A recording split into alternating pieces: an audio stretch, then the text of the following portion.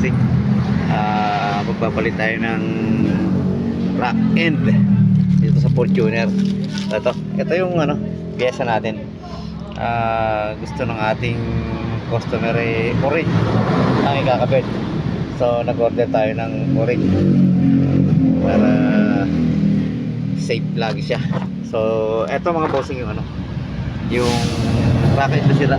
So ito, mapapansin nyo ito, yan, maluwag na siya dito, yan, kumakalog na siya dito.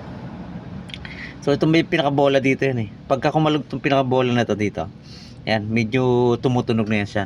Pero bago mo matanggal bossing, mga bossing, itong racket na to, unang-una tatanggalin mo itong tie rod dito, tapos dito.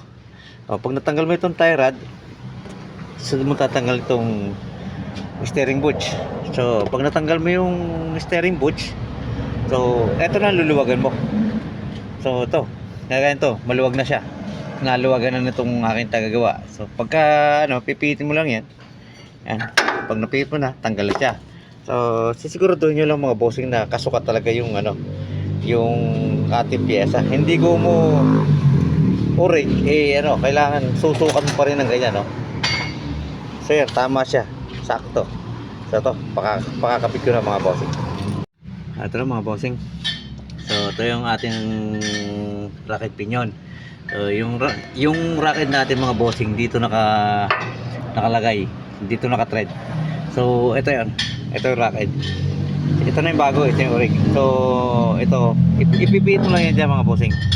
Yan. Tapos hihigpitan mo ng mahigpit yan mga bossing, kasi mahirap yan pag hindi mo hinigpitan. Pagka lumuwag na ito kasi mga bossing, pwedeng umikot yan hanggang sa maklas. So ito, mapapansin mo ito, tumutunog na ito mga bossing, malambot na to itong isa na to. So ito, matigas to mga bossing yan, hindi mo basta mapipihit yan. So ito, pahipitan ko muna. So yan mga bossing, hindi kinakabit ng ating steering butch. So yung steering butch na mga bossing, lang yan, may cable tie lang nakakalagay yan dyan. So yan mga bossing, naka cable tie lang yung natin yan, yung steering butch. Dito sa labas yan nakaklamp lang. So ito mga bossing, ito yung pinakalock ng nitong tie rod para hindi bumitaw dito sa rack end. So ito kailangan pagkatapos i-align, kailangan nakalock to na maganda. Tapos itong nut ng tie rod na to mga bossing, lagi kong paalala, kailangan mahigpit. Tapos huwag kakalimutan lagyan ng cutter pin, kasi nung minsan naka-encounter kami, 4 na thread na lang ang nakakabit dito sa tie rod, matatanggal na. So yung customer nagpapalit ng shock, tinanggal to, nakalimutan higpitan. Buti na lang nakarating dito sa shop namin, yon, hindi na disgrasya. So yun lang tip ko sa inyo, laging higpitan ng maganda to, tapos lalagyan ng cutter pin.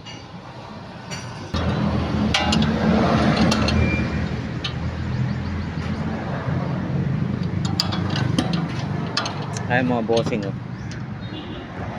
sisiguraduhin nyo ang higpit nitong sa tie rod, kasi maraming nadidisgrasya dyan mga bossing. Oops.